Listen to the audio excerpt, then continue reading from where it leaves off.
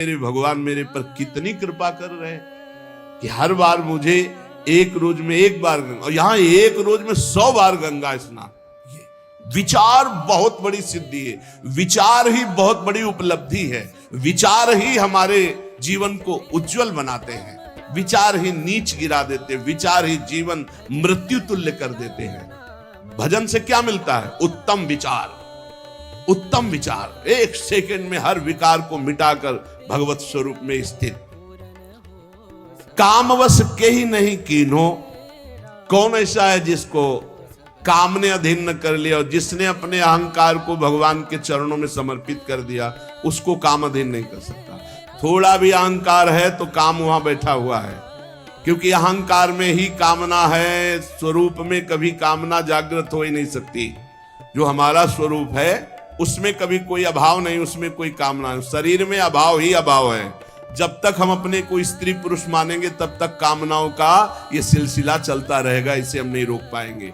जब स्वरूप बोध होगा तभी कामनाएं रुकेंगी, या जब अहम भगवान के चरणों में समर्पित होगा तो रुकेंगी। तो काम का प्रभाव कहाँ होता है? जहां अहम समर्पित नहीं हुआ, जहां निरंतर नाम जप नहीं होता। ठाकुर हरिदास जी के पास वैश्या गई 3 दिन बराबर श्रृंगार करके, लेकिन ना नाम जप में रुकना है और ना दासत्व में कोई कमी है, तो 3 दिन में वो खुद दासी बन गई, हरि नाम जपने लगी और गई थी हरिदास जी को भ्रष्ट करने, और वो स्वयं भ्रष्ट आचरणों से मुक्त होकर भगवत स्वरूप मार्ग का अनुसरण कर। ये है प्रताप, जो भगवान में अहंकार समर्पित करके नाम जप कर।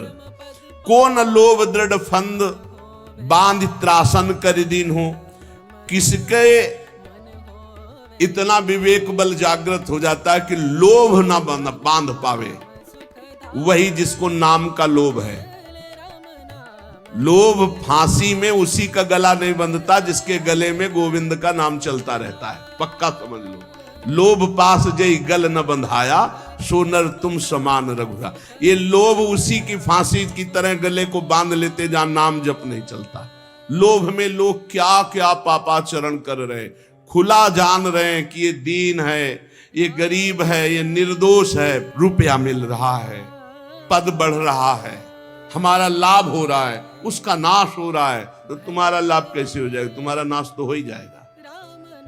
अपने सुख के लिए लोभ से युक्त होकर के दूसरों को दुख देने वाला त्रिभुवन में कोई हो, कभी भी कहीं भी वो सुख का अनुभव नहीं कर सकता, पक्का समझ लो। चाहे वो शास्त्राबाहु अर्जुन जैसा महाबली क्यों न हो, जिसे भगवान दत्तात्रेय जी का आशीर्वाद प्राप्त था, सिद्धियां चरणों में लौटती थी, काट के फेंक दिया भगवान ने ही अवतार लेकर परशुराम रूप में।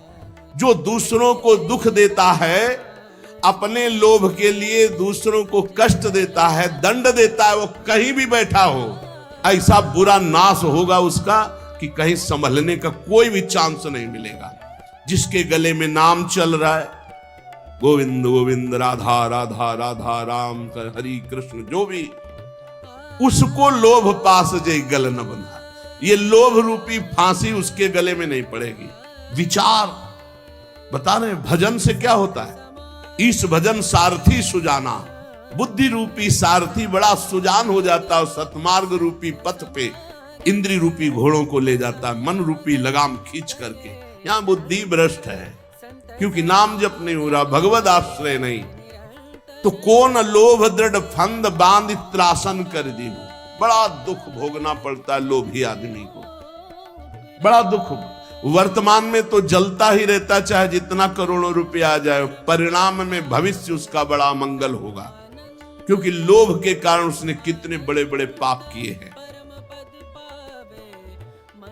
बहुत बहुत लोभ ये नष्ट कर देता है, और देखा भी है, लोभ से नष्ट होते हुए भी देखा है। बहुत सूक्ष्म बुद्धि से जब विचरण करते थे, कहीं कहीं साल साल भर गंगा किनारे एकांत स्थल मिले तो रुके, तो सब लोग मिलते ही थे, सब पता चलता है। ये लोभ जो है बुद्धि को इतना अधीन कर लेता है। वैसे सिद्धांत कहता है, धन गया तो कुछ नहीं गया, स्वास्थ्य गया तो कुछ गया, और चरित्र गया तो सब कुछ गया, ऐसा कहा जाता है। सिद्धांत जो है वो एक आ गया। अब अंग्रेजी तो याद नहीं, इसको अंग्रेजी में कहा गया money is loss, nothing is loss, health is loss, something is loss, character is loss, everything is loss, सब नष्ट हो गया। अगर चरित्र चला गया तो सब चला गया। आज क्या है, कौन हृदय नहीं लाग कठिन अति नारी नयन सर। आगे कह रहे, कौन ऐसा हृदय में जिसको नारी के नेत्र रूपी बाण ने घायल न कर दिया। वही हृदय है जो हरि को अर्पित है, जिसके हृदय में भगवान का स्मरण चल रहा है, उसके हृदय में नहीं। अगर देखने योग्य है तो भगवान का भजन करने वाले देखने योग्य है, और कुछ देखने योग्य नहीं संसार में, कुछ देखने योग्य नहीं। ये सब मल की सुंदरता है, मल की, ये सुंदरता नहीं है, ये मल की सुंदरता है।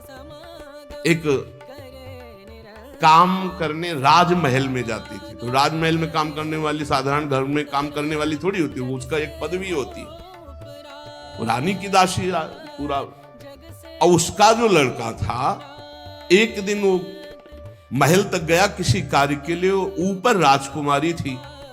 राजकुमारी को देखा तो एकदम हृदय में व्याकुलता, इतना सुंदर रूप है तो मुझे कहां मिल सकता, मैं तो काम करने वाली इस महल में जो मेरी माँ है, मैं उनका पुत्र हूं, तो भला मुझे कैसे मिल सकती है। अब इतना उसको राग तत्काल हो गया कि उसने निश्चय कर लिया, अगर राजकुमारी नहीं मिलेंगी तो प्राण छोड़ दूंगा। घर आया, खाना पीना छोड़ दिया। एक दो दिन माँ ने पूछा क्या बात है, उसने कहा स्वास्थ्य ठीक नहीं। 2-4 दिन हो गए, पूछा क्या बात है, स्वास्थ्य ठीक नहीं। तो राजा से प्रार्थना की, राजवैद्य आया, उसने नाड़ी पकड़ के देखा, बोले कोई शरीर में दोष नहीं, कोई रोग नहीं इसमें, इसका मानसिक कोई रोग हो तो हम नहीं कह सकते, शरीर में कोई रोग नहीं। तब एक दिन कहा, बेटा तू मेरा अकेला बेटा है, बता ना। बोली मां तुम्हारी सामर्थ्य के बाहर की बात है, जो मेरे मन में बात बैठ गई वो मृत्यु ही होगी और दूसरा कोई उपाय नहीं। बोले एक बार तो बता के देख, अगर कोई उपाय हो तो मैं कर सकती हूँ। बोले क्या कर सकती हूँ, जिस घर में काम करती हूँ महाराज की राजकुमारी को मैंने देखा, मेरा चित्त आ गया, मैं जी नहीं सकता उसके बिना, क्या आप ब्याह करा सकती हूँ। अब ये बोलने की भी सामर्थ्य नहीं, तुरंत मृत्यु दंड दे दिया जाएगा। एक काम करने वाली राजा की पुत्री से ब्याह की बात अपने पुत्र के लिए कर सके, इतनी हिम्मत की बात। सीधे राजकुमारी के पास चरण पकड़ के बैठी, बोली आप बेटी जानती हो, जीवन हो गया तुम्हारे घर में पोछा लगा, मैं कुछ मांग नहीं रही हूं, तुमसे उपाय पूछ रहे हूं। तुम्हारी सुंदरता को देखकर हमारे पुत्र के हृदय में ऐसी बात आ गई, ये मैं जानती हूं कभी संभव नहीं हो सकता, तुम्हारे योग्य भी नहीं हो, मैं चाहूंगी भी नहीं कि ऐसा तुम करो। कहां तुम राजकुमारी, कहां मैं काम करने वाली तुम्हारे घर में, कोई उपाय है? उनको बहुत